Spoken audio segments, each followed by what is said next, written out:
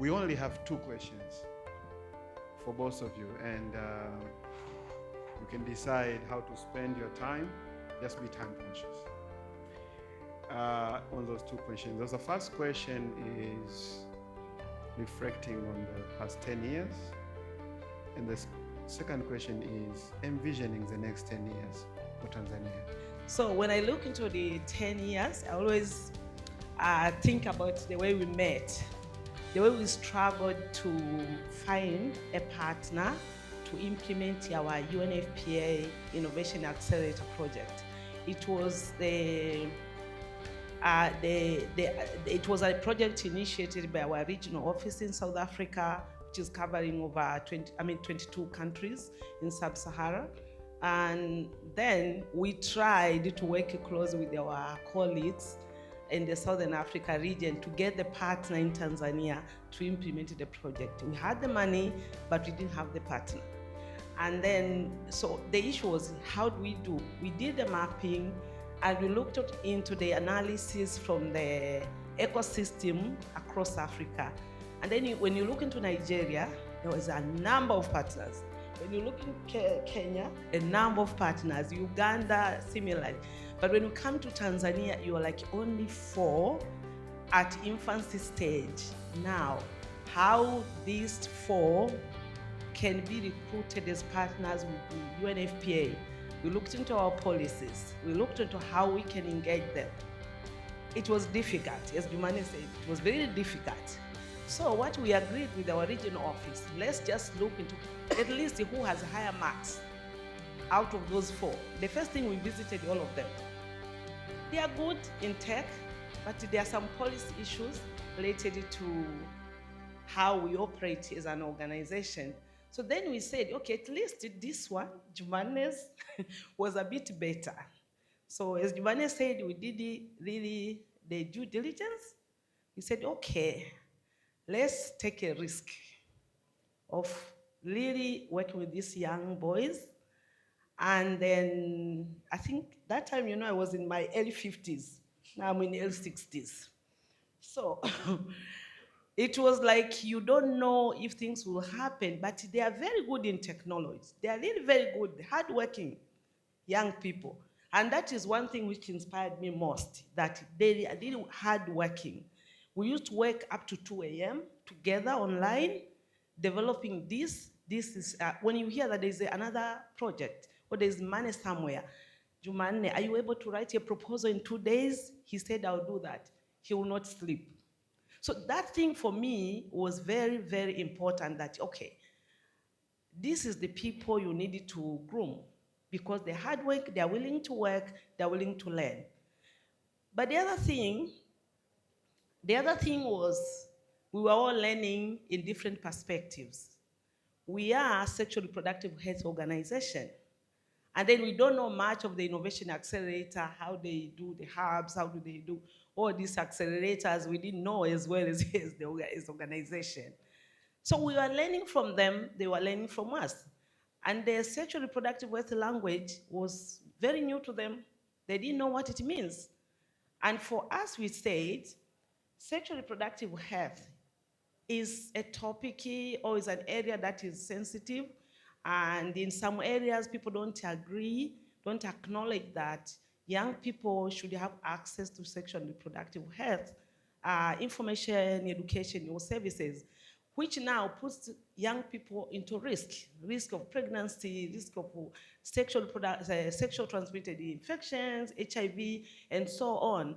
And then we also have challenges with the death, maternal death, women dying during pregnancy. And more than 32%, they're young people, they're young girls. So how do we keep quiet without saying anything? Can we find a better way of ensuring that young people can access the services? And which we realize that this has to be doing business unusual. Because if we do, doing business as we do, it is not working. So can we do it different ways? Can we do things better in the way young people can appreciate, but also it can make them, they can be able to access the information and services they need so that they can protect themselves. So I think there was that issue which we also had to learn from each other. So what else do you want me to say? Yeah, so that was the first question. We come with the second. One. All right. So I want to stop there, but I think one key thing that inspired us from myself is the passion to innovation, but also the team, Jumanne and the team, that the hardworking, the passion, also the will to learn. That was one thing which really inspired me as a person who was like a focal point, who is day to day engaging with them at that time when we started. So thank you very much. I have so many things to say, but we just stop there. Thank you. So now I'll move to Umar, but I'll give you a bit of story about Umar so that you understand how am I related to him. So when Costech announced the position for the Innovation Hub Manager, you announced it on the newspaper like any other post. So I saw the position being announced. I worked with Costech, by the way, 5 years. So they announced the position that they're looking for Innovation Hub Manager. And they had two teams. Because it was a bilateral project between Tanzania and Finland, so they had the Finnish team to do the interview, and they had the Tanzanian team. So the last person to be, the last interviewer for the Tanzanian team to give you a room to go to the next stage to meet with the Finnish team was Engineer Umar. So Engineer Umar was the one who interviewed me for the position at Costech. It was a very interesting encounter. So fast forward right now, Engineer Umar, and everything that you have been able to see with your career in the past 10 years, when you reflect where we are coming from, what are some of those knowledge nuggets or wisdom or reflection that you want to share with us in our journey from then up to now? Thank you very much, Jumanne. I really appreciate how Sahara Sparks has grown within 10 years, reflecting where we are coming from by then and up to now. To be honest, congratulations for that. And again, to me, I think it is not only about Sahara Sparks, it's about where we are coming as a country, on where we are in the innovation performance and the ecosystem, how it was. It's amazing to see. It was not very fast, but at least we have done an excellent job to be where we are. And this is not only for government, not only for developing partners. I remember Dr. Hassan, maybe we'll talk about it. By then, when we were talking about innovation, we were like, people think we were strangers, we are dreaming something that is not possible to happen. But today, organizations like Sahara, there were almost none by then, to be honest. There were almost none. And when we visited the universities and asked, can we establish an incubation center? They were just saying, go away with this innovation, most of them. And this is one of the reasons Dr. Hassan is going to talk. We decided to put an incubation center at Costech just to show people that at least something can start it. So we started. And again, because Hassan was my boss, and I was happy to get a boss who said, let's try it, because it was against, Dr. Nungu will say this, it was only against the Costech, the bigger act. By then, innovation was not much in the Costech Act. Yeah. But then, in the visioning of that innovation, we believe that it could make a change in this country. And when we did that, we were seeing hundreds of young people coming at Costech to use the facilities under Jumanne when he was a Buni Hub. So to be honest, sometimes people take risk.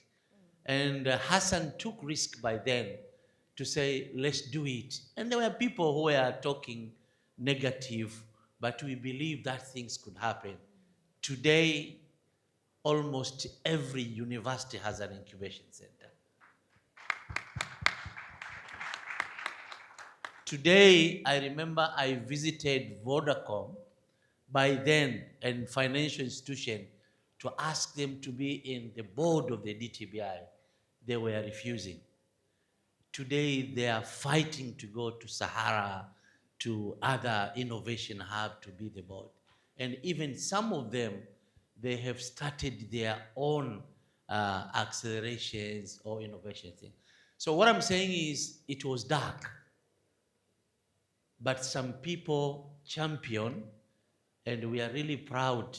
When normally I sit down with Hassan and say, we are really proud to see things have changed.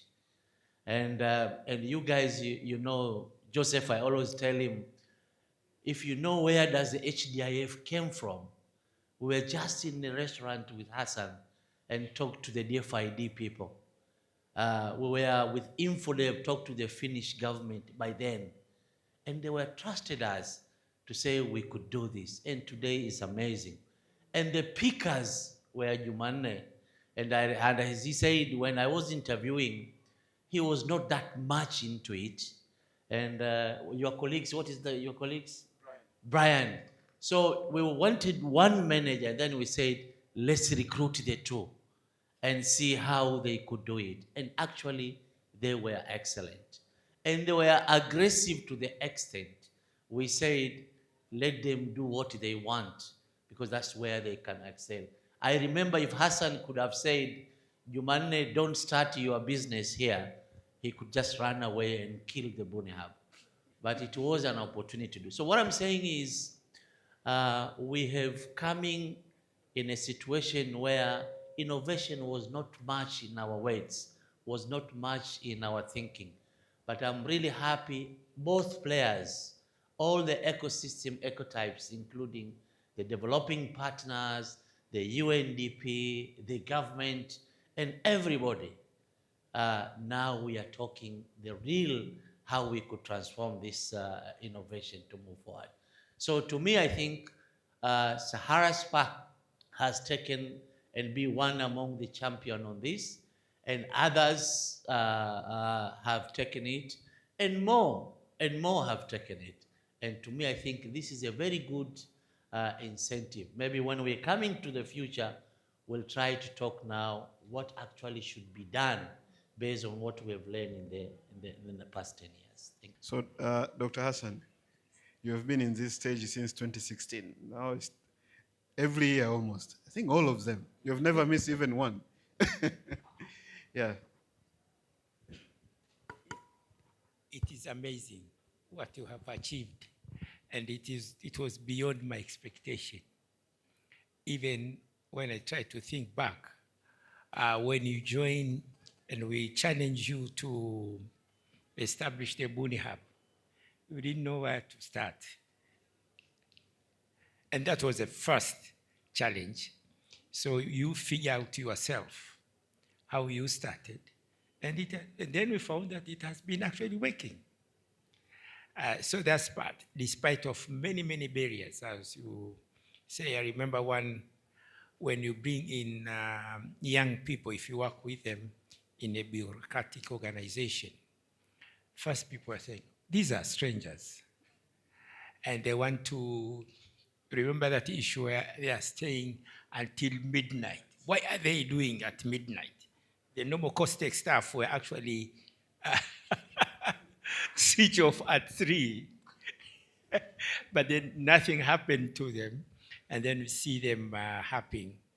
So that's good. The first time when I started to see a good sign was when we were visited by the member of the parliamentarians. I remember one day we had the meeting with the Academies of Science, where they invite the Academy of Science invite. You remember that incident? The Professor Mpungwe is here when the Academy of Science invited by the Prime Minister to visit us. And we line up the innovators, startups in the Buni, and then the professors and others were on the other room. And Prime Minister went to that room and he spent only half an hour. And then he came to meet the startups where he spent 3 hours. Then I was accused that you have hijacked our visit. But it's really the question of being relevant. As you say that if you look at COSTECH, ACT, there's no word called innovation. Although there was a meeting on AMCOST where innovation was started to be integrated into science and technology. And that's what we thought that was really the beginning. And then we said, okay, how can we do it in Tanzania? And then I had risked myself saying, okay, let me try to do it despite of all the odds which were existing. But one thing which you have forgot to tell Jumanne is the story of the National Stadium. You remember this one? I think this was very touching to me. It was TRI or immigration? Immigration, 2010. How many jobs were they advertised? The post, so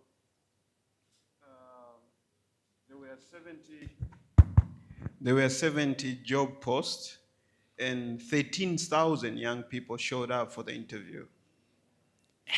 Exactly.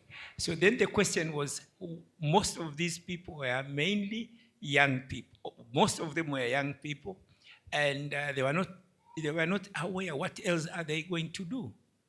But you, Sahara Spark, you have shown the way, some of the possibilities where they could also create their own companies. This was really the beginning. Otherwise, we ask, oh, nendeni mkalime vijijini, nendeni mkafanye. But some of these guys have been born in the cities. They don't know anything about the villages. You cannot tell them to go to the villages. They cannot copy those traders in Kariakoo who are going just to China and come back with things. Say, where else are they going to learn how to employ themselves, how to create their own companies?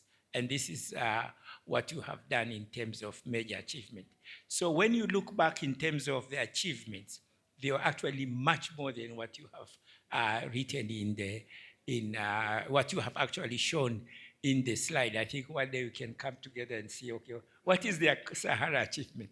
The last one was when I was with late, I received a phone call from late Ruge. I remember then I tried to ask you to go with Ruge on the Fulsa, because he went to Kibondo and he found a guy who was trained in, he was actually opened his own company, a young guy, and people were going there for IT consultation, including establishment of website. Now we call some of the other aspects digital marketing. And then he was surprised, said, where did you learn this? He said, no, I've learned it at Bunihub. So Ruge called me at around 10 o'clock in the evening. He said, do you know that there are some people who went through Bunihub, now they're in Kibondo doing that business? So it's really good. It's really good. So the first part of 10 years, it was amazing. It was very successful, despite of all the problems, no funding, no what, but I think we have achieved a lot in that. Congratulations. Thank you so much. Thank you so much. So now we do our second question. I'll start again with Mama Felister. Now we are looking ahead the next 10 years. And it's an interesting time because strategically it also aligns with our Vision 2050. Mheshimiwa Waziri yuko hapa atatuambia. And we are talking about, it's a very ambitious goal, a $1 trillion economy. Tanzania to become a $1 trillion economy by 2050. We are talking about a country that 3 of the fastest growing cities in Africa, they're located in Africa, I mean Tanzania. We are talking about a country of a median age of 19 years old. You are talking about a city that will turn to become a mega city status in the next 2 or 3 years, Dar es Salaam. So with all these opportunities comes a lot of challenges. So as we look in the next 10 years, especially in the sector that you're really passionate about, health sector, where do you see the role of young people? What needs to be done? What ideas, what innovations should come out to help us reach there in the most safest way? Thank you. Tricky question. I think there's so many challenges ahead of us, and I think some of the speakers have spoken about them. I'll just talk about the general, but I'll also focus on the sexual reproductive health. First, there is issue of policy. I know that there is policy and the ambitious one you're talking about, but each sector also has policy related to innovation and technology. I think the challenge also within the government, how this policy are disseminated and understood by the people who work in the government. Because I understand, and my very close ministry is Minister of Health, and I will speak about it because of my experience many years with the Minister of Health. There is also policy within the ministry, but I think few people know about it. And when you talk about innovation, e-learning, e-health, very few people who respond. You always get a negative response. So that is one thing that we need within the government to ensure that everybody, if we want to move to the challenge ahead of us, meaning that we need also to ensure everybody within the ministries is aware of the innovation, of how the world is transforming, because we cannot sit behind and say we are in isolation island. No, we are not.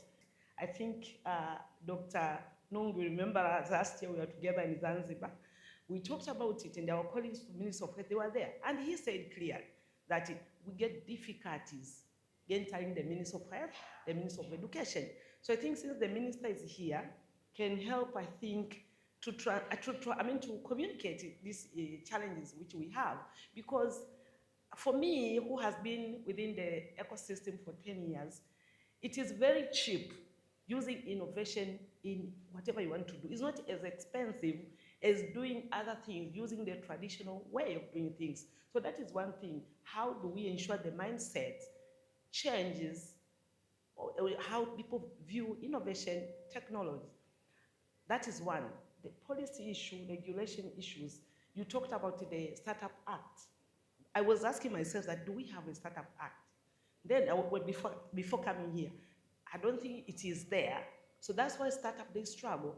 From the UNFPA support, which we have the AMUA platform, I think we generate how many? I think 16? More than 16. 4 cohorts. Yes, exactly. We did 4 cohorts, or each with 4, including Zanzibar. And then some of them, they also regenerated some other startups, which Jumanne was presenting when he was talking about. But then how these startups are helped by the government or by the system. But the other thing is about the funding. Funding is an issue from the government, but even from partners. You talked about donors who are supporting. If you look into the donors or the financing landscape, of course now is a bit tough, but still we have, especially for health.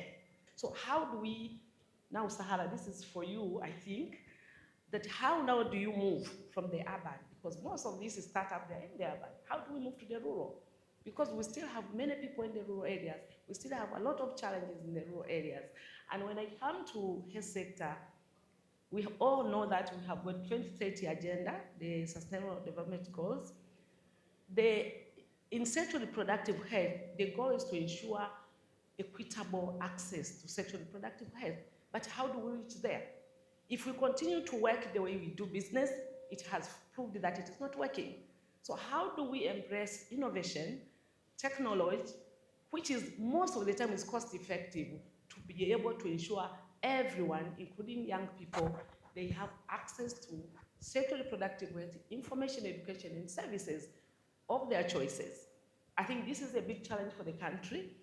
If the Minister of Health, for example, they can agree and they can cooperate with COSTECH, and I'm very happy because Dr. Nung is here. We were together last year and we have this topic. I can tell you, if they agree, we'll be able to move and we can save money. Let me, just one last example and then I'll just conclude. Someone was telling me that there's these young people, I don't know which college, these institutions we have, that they teach technology, you know. They have developed, I think it is an app that can trace the water tanks, even in the village, if there is fault in the water tank and there is leakage.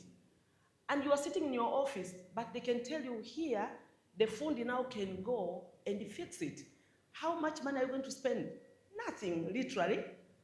But you can start sending a team from Dodoma or from Dar to go to Igunga to fix the water tank things. How much money are you going to use?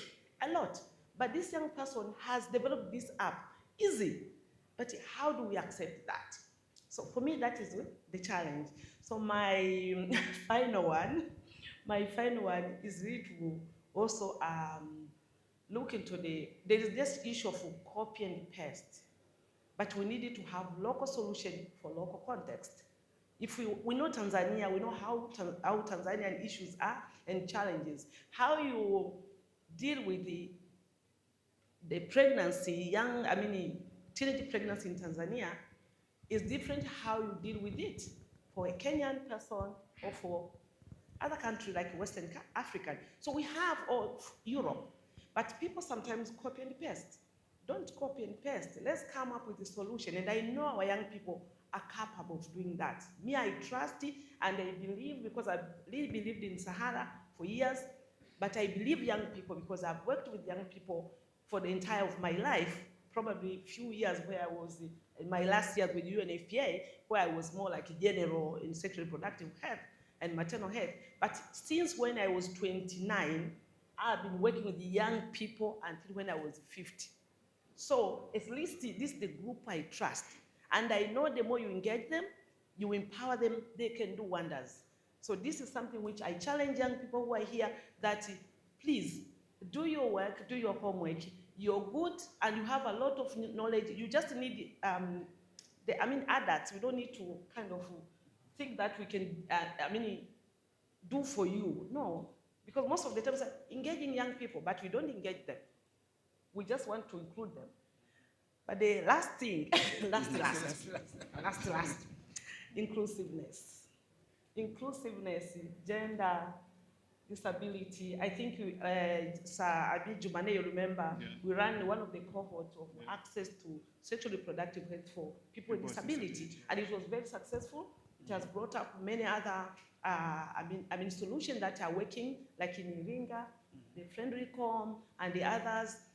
But because if we leave out some other people, meaning that we are not reaching to the SDG goals in 2030 of inclusiveness, let's also consider that as we move to the journey after 10 years of Sahara. But otherwise, thank you very much, Sahara. I'm really inspired because you have become a vital catalyst for innovation, for technology in this country, from the small entity which I saw when we met at your small office at the Dar Free Market.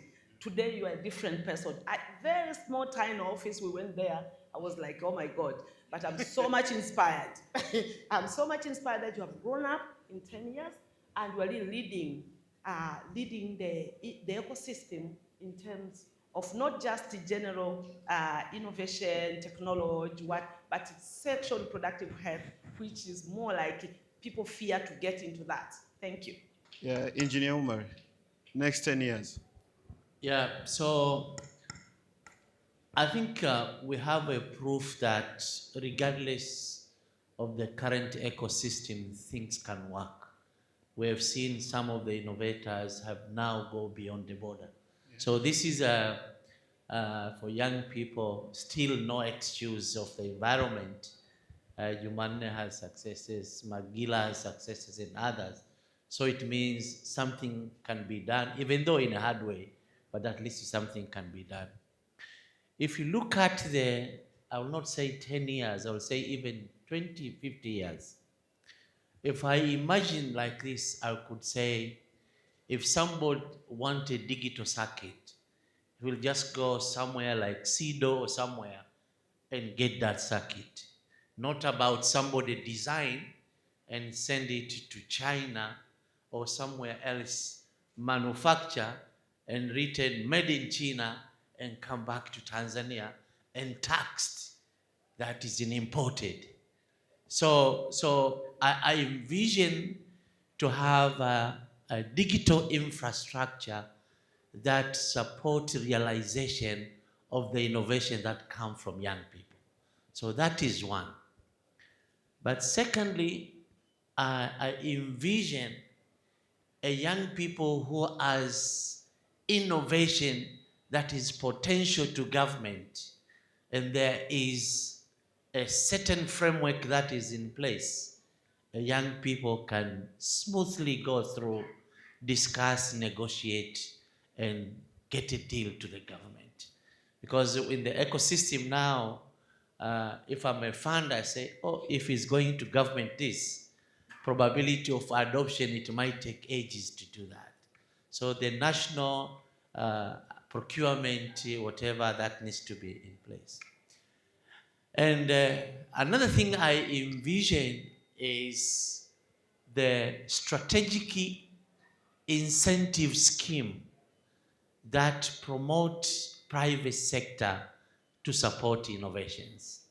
Because now they just do because the CEO is interested himself, not because there is an environment, the sectors that are in place. But last but not least is I envision now the innovator themselves. It is not about coming up to an idea and come and remain at the transitional stage. We want to see the commercialization of these ideas. If all you guys, your innovations are coming up to commercialization and optimization, and not only in Tanzania, but beyond the border, okay? We want to see Sahara Sparks is in Dubai.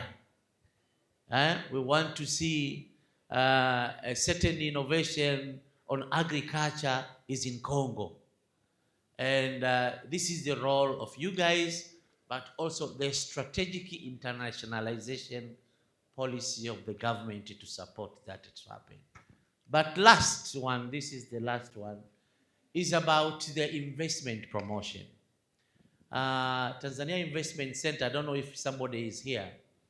Startup is an opportunity for investment. If you look at most of the country like Kenya and others, the Director General of Investment in Kenya, for example, I met with Hassan, you remember, startup is one of the components for promotion. It's not just talking about the raw materials, the mining and whatever. He said, we have these startups, if you invest it, you will get what? So they become an arm to promotion of investment beyond the border. So this is very important. And in the context of the startups on the strategic incentive, our colleagues from the government, we really need to ensure if there is a startup that if will be supported, it can employ 10,000 people, 20,000 people. Let's have a window of strategic incentive, because that's where most of the people will jump in. Not like somebody who is just surviving, get an incentive. We want more employment, more impact. So if we can have those strategic investment and the scheme for incentive, that would be better for us. So that's the things I envision in the 20, 50 years, including this, the actualization of preferential procurement system. I know young people, they don't know there is a 30% all government entities needs to buy for the local these young people. I don't know you guys if you know the actualization, who ensuring that is happening is very important, because all these will be suppliers, has the talent and people to design and manufacture. So you can have actually local circulation of fund within the economy to promote that. So these are the things we are looking at. One arm is creating a market, another arm is creating a capabilities within our own ecosystem. As compared, one arm is creating COSTECH is promoting innovators, and the Ministry of Health is through TMDA is obstructing innovators to go through. So that needs to be addressed in the long term. Thank you very much. Thank you. Dr. The next 10 years. Yes. Next 10 years, as you can see from Mama, we have unfinished agenda. What she was talking about is really to say that we still have questions. People have not yet understood. So how can our policymakers, Nungu, ministers, really understand the singularity? Because even if they are talking now on the 4IR, but to be honest to us, are they really talking on 4IR? They don't know. They haven't actually talked about it, yes. Even when you look at the 2050 document, science and technology is there, innovation is in the ICT, so we still have a long way to go. And unfortunately, the world is moving very fast. So you have, as a Sahara Spark, you have a most important role to assist in terms of understanding what do we mean by 4IR, what are the opportunities which are available, and how can we transform the sectors. The second part is to develop the talents which are required. This we can work with universities and other institutions. What you have achieved, which we fail, is to encourage universities to start to understand and value the innovation. So now the question is, how do you train the next generation of engineers? How do we train the next generation of medical doctors who are not going to depend on their stethoscope? You have talking about the problems of maternal and reproductive health, and you have this new innovation of this belt, Kanisalama.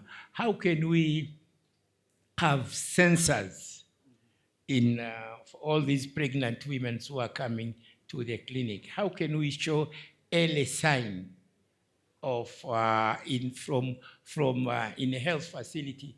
Then you are called that you have maybe early sign of abortion, of a problem of eclampsia which is coming and whatever. So those are the questions which we need to ask. And then the young people will be able to come up with innovations which are more relevant. So I really want to first thank you, Jumanne, because you have also provided, usually I enjoy very much to listen to Jumanne, to see what is writing in the medium, in the book, what you say, okay, to listen to our friend Magila when they were talking. All the people who went through our kitchen, I enjoy very much to listen to them. And I really want to thank you because you have given me the opportunity to learn a lot. It's not only me who have given, but you have also given me the opportunity a lot to learn from you. Thank you. Thank you.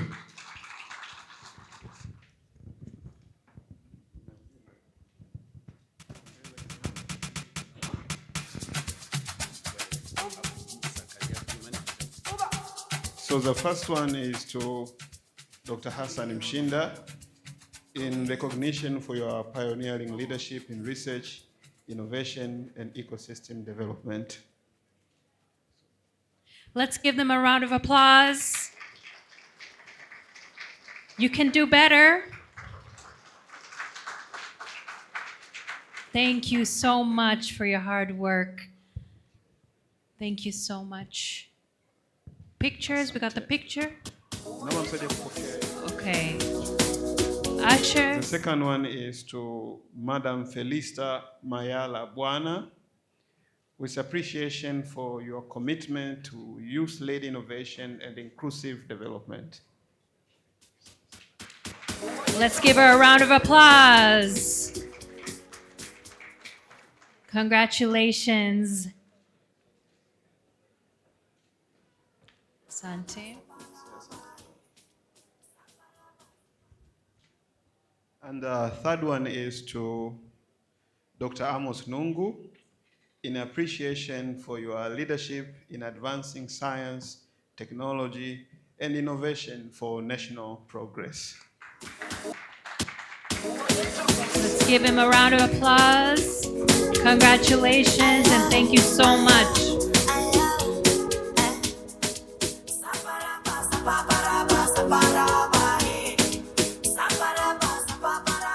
And the fourth one is to Engineer Umar for selecting me for that interview. Yeah, so that we don't waste time, we can have a group picture and then we can allow you guys to go. Yes.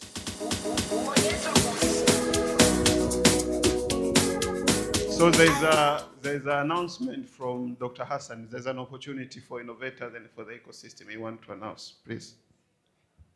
Yes, for those innovators who are below 35, have interest, I've seen some of the innovation in agriculture, education. So we are going to give a small money to early stage investors, to early stage founders to apply for innovation to solve the problems which we are facing in Tanzania. In particular, Tanga, we are just trying to become disruptive. And this funding will be, you apply for a program called Tanga Yetu, not for this, try to work more on localization.